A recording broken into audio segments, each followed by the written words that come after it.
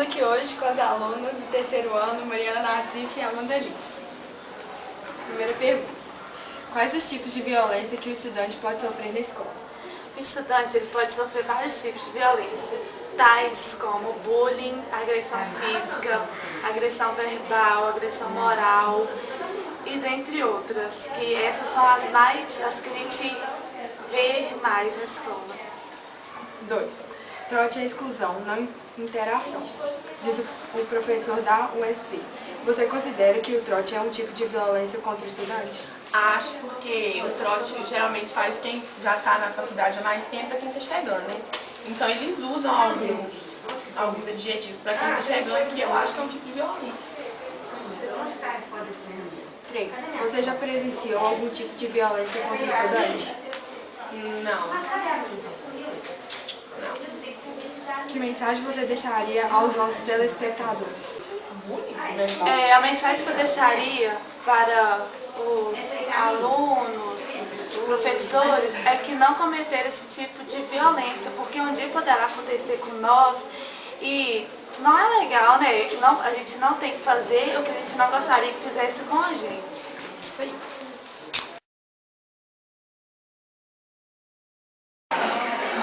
Hoje a gente está aqui com a professora Carminha de português e eu vou fazer algumas perguntas para ela. A senhora já presenciou algum fato de violência na profissão? Infelizmente já. Eu trabalho há 28 anos com alunos e no início da minha carreira havia mais violência. Hoje eu acho que por causa das leis, né, das medidas que estão sendo tomadas pelas escolas, a violência diminuiu, mas ela não acabou. Eu já presenciei muito caso assim de bullying, eu presenciei violência entre os alunos, com agressividades, até com relação a professores. Também já presenciei violência de alunos contra professores. A senhora concorda que a violência rompeu os portões das escolas e agora não está apenas do lado de fora? É sim, a violência ela começa às vezes na família. Então, uma família que tem um pai violento, uma mãe violenta, onde o filho convive com a violência, ele vai aprender isso.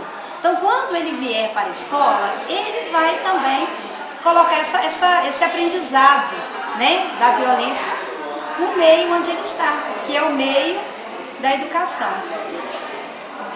As eventuais falhas no trabalho pedagógico das escolas, o grande número de alunos, ou seja, classes superlotadas e até o sentimento de impunidade podem ser tratados como causa do fenômeno? Também. A impunidade, eu acho que ela é acima de tudo. Quando você tem a punição, você tem medo. Então o medo, ele faz com que inibe a pessoa. Mas hoje as leis, elas estão muito propícias ao tipo de violência.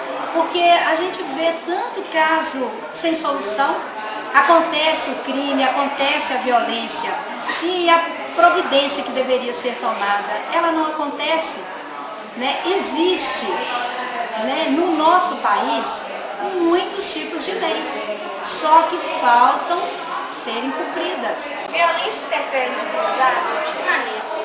A violência interfere em tudo, não é só no aprendizado, né? Ela interfere em tudo. Na vida da pessoa, né? Ela não forma bem o cidadão. Então, só de falar a palavra violência, a gente sabe que ela é um mal desnecessário. Então, ela influencia sim no aprendizado, ela influencia no cotidiano, na família, em tudo. Então, assim, a violência ela tem mesmo que ser banida da nossa sociedade. Como ajudar alguém que sofre com esse problema? Eu falei sobre as leis, então eu acho que a primeira medida é colocar essas leis em prática. Se colocarmos pelo menos 50% do que está aí de leis, se a gente colocá-las em prática, a gente já vai ter 50% de soluções. Agora, o mais é a gente procurar não ser violento. E quando a gente fala em violência, não é só agredir fisicamente, não, é com palavras. As palavras, às vezes, elas ferem muito mais do que um tapa, né? Às vezes é a forma como você trata o outro ser humano. Então, a violência, a física, a gente vê, a que está dentro do ser humano, às vezes ela está ali escondida, mas a pessoa está sofrendo. Então é tentar mesmo, nós enquanto cidadãos, melhorar esse lado nosso, né? Deixar essa violência de lado e lembrar que existe paz.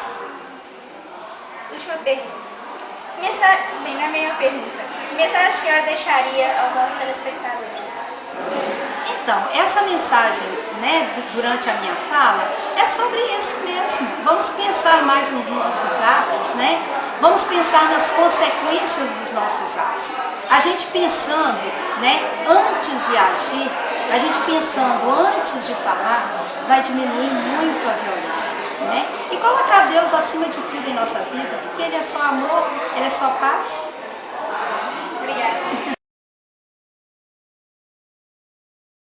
Hoje estamos aqui para entrevistar o advogado Túlio Antônio Sena Ramos a respeito da violência dos dias atuais. Boa tarde. Boa tarde.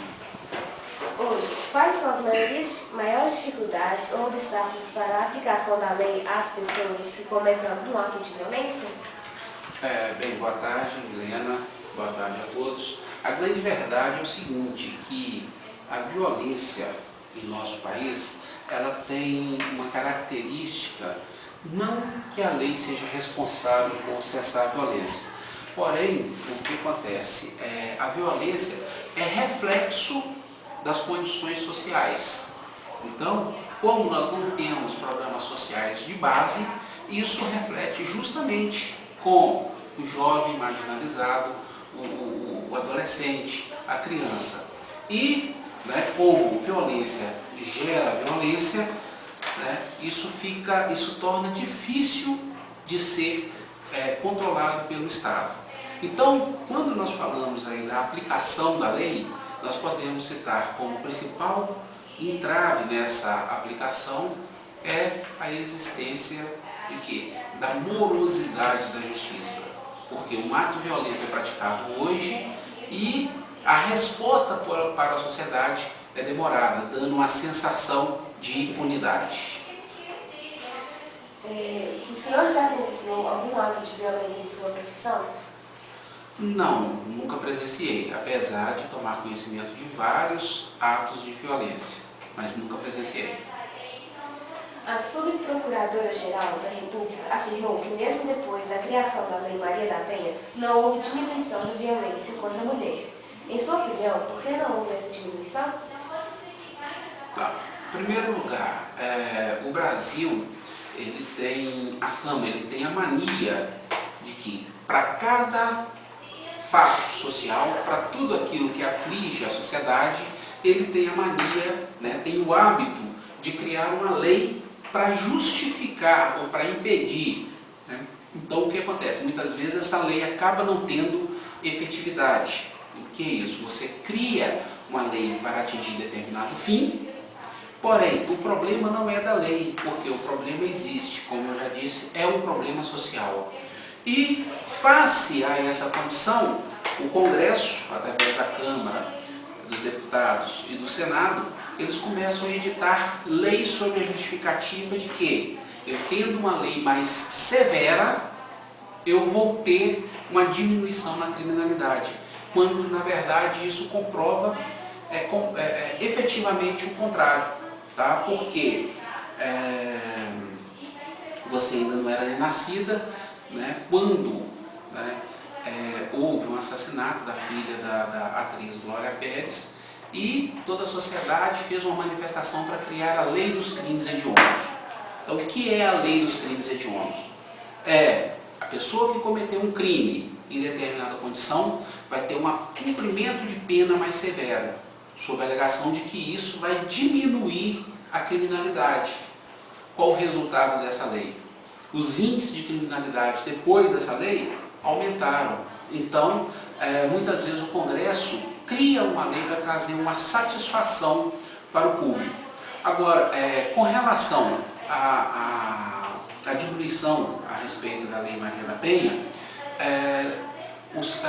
a violência, né, doméstica aumentou justamente pela falta de preparo que o Estado tem de receber essas pessoas. Porque quando isso acontece no seio familiar, como, né, a mulher é agredida pelo marido, tá, e vive ela, o filho, 2 filhos, 3 filhos, numa mesma unidade familiar, como que ela vai denunciar? Ou se ela continuar com esse processo para frente, quem vai, né, prover o sustento dessa mulher e dos filhos? Né? Há a possibilidade de uma fixação de pensão alimentícia, mas isso não é efetivamente prestado, e o Estado não tem um aparato para apoiar essas mulheres, né? Então continuam, né, sem denunciar, ou quando denunciam, né, o mínimo é que fazem essas denúncias, né? Então o crime, né, contra a mulher, a violência contra a mulher continua existindo, mas apenas um percentual muito pequeno é que realmente procuram delegacia de mulheres, as delegacias especializadas, para registrarem esses crimes. Muitas pessoas ainda têm medo de denunciar a violência, justamente por pensar que seus agressores não serão punidos ou que se vingarão. O que é preciso fazer para mudar essa situação? Tá, muito bacana essa pergunta, porque vai voltar lá na primeira pergunta. Porque a grande sensação, o grande problema, né, do Poder Judiciário brasileiro hoje chama-se morosidade da justiça. Então, quando, né, apenas um exemplo, se alguém te agredir, você vai chamar a polícia. A polícia vai fazer um boletim de ocorrência, esse boletim de ocorrência vai para uma delegacia, a delegacia manda para o Ministério Público, o Ministério Público manda para o juiz vai chamar a pessoa que te agrediu para apresentar uma defesa, para depois uma audiência, para depois ter uma sentença para ele ser penalizado. Então, isso que deveria ser algo rápido, em virtude do grande número de processos, falta de estrutura, né? Atualmente nós estamos vivenciando aí uma greve no Poder Judiciário. Então, nós não temos condições de trabalho, não temos estrutura física, não temos estrutura de pessoal, e isso faz com que o processo não tenha um tempo razoável. Então, algo que você deveria ter como resposta um prazo de 10, 15, 30 dias, você acaba tendo um prazo de quê? 3 anos, 4 anos, 5 anos. Então, em virtude disso, o que acontece? Gera-se a cultura da impunidade. Mas isso não significa que a pessoa não será punível, só que a punição vai ser bem demorada. Então isso, na verdade, é o quê? É este o grande entrave, né? A morosidade da justiça, que dá a sensação de impunidade de quem comete um delito. Obrigada. De nada, à disposição para qualquer outro questionamento. Estamos aqui hoje na residência de Dona Sônia para entrevistá-la a respeito da violência. Boa tarde. A senhora já vivenciou algum tipo de violência? Olha, comigo, sinceramente, não. Graças a Deus, eu nunca fui assim violentada de maneira nenhuma. Do ponto de vista da senhora, por que a violência contra os idosos está se tornando cada vez mais comum? Olha, eu acho que talvez seja por causa da época, o tempo, a correria, né? Todo mundo trabalha, todo mundo tem os seus afazeres, às vezes não tem muito tempo, mas nem por isso justifica, né? Porque quando Deus determina, assim, que a gente tenha necessidade, às vezes, de cuidar de uma pessoa idosa, não é por um acaso que aquela pessoa está na vida da gente, não. Né? Ainda há poucos dias, por exemplo, eu perdi a minha irmã, né? E ela já idosa, já fazia uns 10 anos que ela estava na cama, doente e tudo. Então, todo domingo eu ia para lá, domingo era o dia de eu cuidar dela. Durante a semana era o filho dela. Então, assim, ela foi muito bem cuidada, muito bem zeladinha, agora ela veio a falecer, mas a gente tem a consciência tranquila que nós cuidamos perfeitamente dela, né? Então eu acho assim, porque a gente tem uma pessoa idosa na família, não significa que a gente vai abandonar, vai deixar, porque aquela pessoa idosa, um dia, ela já deu muito da vida dela para as pessoas, já trabalhou, já teve a vida dela, já prestou muito, ela tem uma história, né? Porque todos nós temos uma história na nossa vida. Então a vida do idoso é uma história muito bonita. Então chega numa época que às vezes ele não dá conta mais, né? As forças e tudo, vai às vezes diminuindo, né? Mas tem a família, tem os filhos, né? E sempre tem um jeitinho da gente cuidar do idoso melhor. Então não tem necessidade da gente abandonar o idoso, não, né? Sim. Que mensagem a senhora deixa para os nossos telespectadores? A mensagem que eu deixo é que a gente está precisando muito de Deus nas nossas vidas, né?